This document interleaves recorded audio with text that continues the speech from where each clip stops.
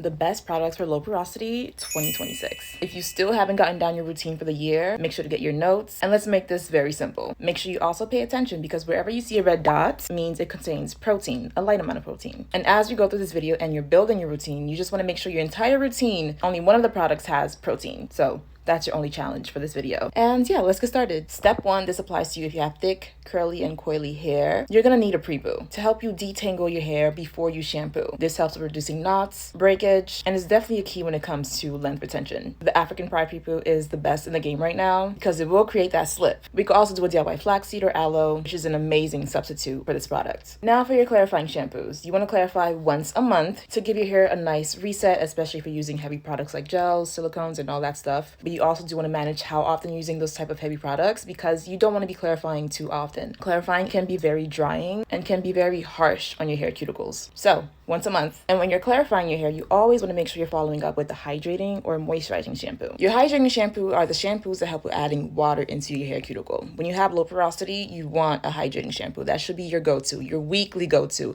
Not only your follow-up for your clarifying, but the shampoo you're going to be using more frequently, unlike a clarifying shampoo. Low porosity has very tight cuticles, so your hair does need a little bit more help with absorbing moisture, and these shampoos are good at doing that. These are some really good protein-free options right now. We also have the hydrating shampoo from Sacred and Pattern that are amazing, but they do contain protein, so you probably shouldn't be using them on a weekly basis, even though it's a rinse-out product. Because what happens when you're using a shampoo or a deep conditioner that has protein weekly or too often, and you have low porosity hair, you'll start to notice breakage and your hair drying out, which is why it's important to know your hair porosity before you're buying certain products. Anyone who tells you otherwise does not care about your hair. Now on the bottom two, these are two moisturizing shampoos. So moisturizing shampoos help with adding oils to your hair cuticle and creating more slip. So it's not a priority for low porosity unless you have thicker hair and you do want more slip, especially when it comes to detangling and everything. These are some really good protein-free options for that, and amazing to have if you keep your monthly clarifying routine intact. Honorable mention, the peppermint and aloe from Design Essentials.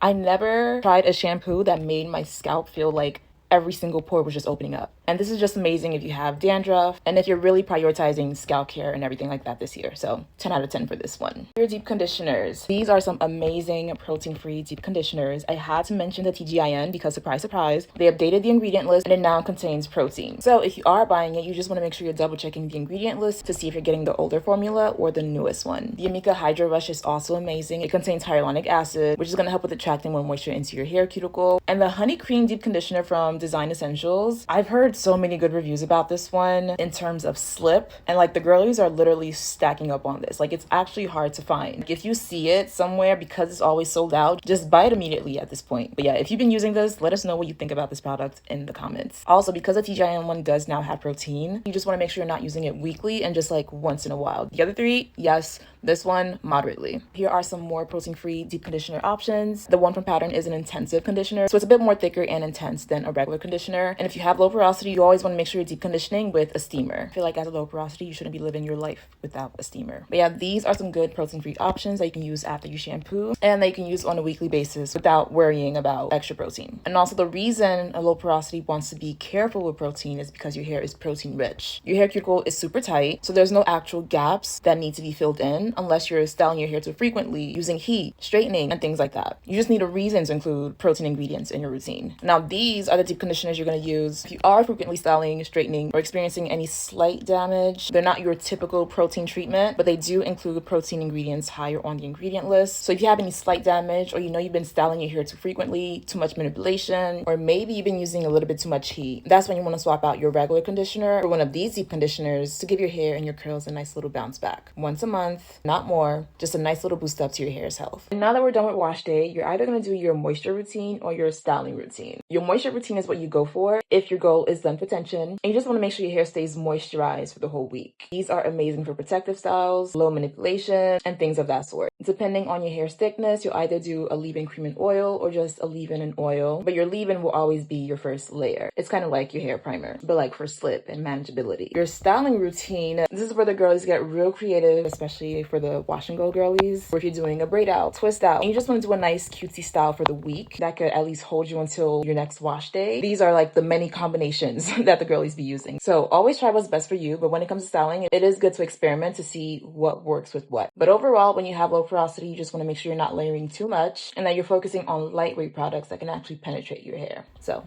let's get into the products. Starting with your leave-in conditioners. If you're at a beauty supply store and you have no idea what to buy and you're looking for a leave-in conditioner, just get the Kinky Curly one. Amazing slip, lightweight, literally a low porosity staple. My Yale is a bit more affordable. The Amika one is lightweight. It's a spray. And this is amazing if you have low porosity fine hair, or low porosity and low density, and you just need something that's super lightweight because your hair can handle but so much. The Pattern Beauty, great leave-in conditioner. If you're gonna add some protein in your routine, let it be from this. Honorable mention, the Bread hair cream. It's also a leave-in conditioner. And I personally haven't tried this, but I've seen some coily girls have like the best twist outs with this. So if you ever try this, just let us know in the comments. It does have some protein, but I checked the ingredient list. It's very lightweight in texture and definitely amazing for low porosity, especially if you have thicker hair. Now for your creams, if you have low porosity, thicker, dense hair, and you need a little bit more layering, these are some amazing creams. If you want to smell like a vanilla ice cream, Camille Rose. Melanin Hair Care is a one for twist outs or a nice little braid out. As I Am is a little bit more on the affordable side. And this curl cream right here, very insane definition. So yeah, if you want to do a twist out, braid out, or you're doing a protective style, you want to keep your hair tucked,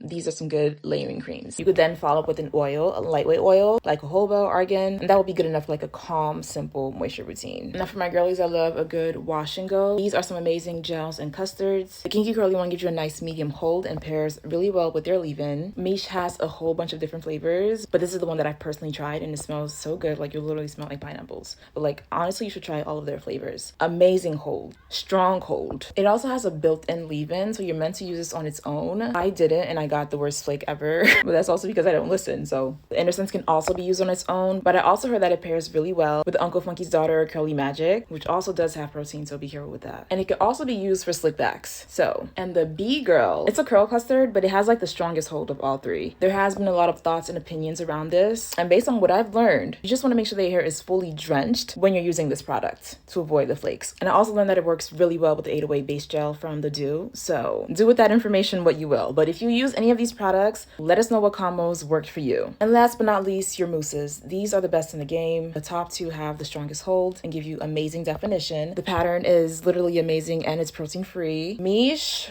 she smells so good. I love a product that smells good because I love when my hair smells good. And it also has a built-in leave-in, which is amazing. I also use this for roller sets, flexi rods, and everything. Amazing mousse. The Design Essential one is also really good, but caution, it has some silicone. And if you're using any products with silicones, you need to clarify your hair. So this is a mousse you're gonna use on like the last day of the month or whenever you know you're clarifying that week. And yeah, that's about it. The goal is to keep your routine simple. So have a good moisture routine and maybe something for styling when you need to, but you do not need to overwhelm yourself with products. A simple, solid routine is literally all you need. You can also get my hair care routine trackers where you can track your wash days, routines, protein treatments, clarifying treatments to help you stay organized and consistent on your journey. You could either get the monthly tracker that come on its own, or you get the hair care routine and growth tracker that comes with the product log where you can track your products, what's working and what's not, which is amazing if you're trying new products, and a length tracker so that you can track your hair growth over time and how much length you're retaining and everything like that. So link for that will be in my bio because we're keeping our hair nice and healthy all of 2026.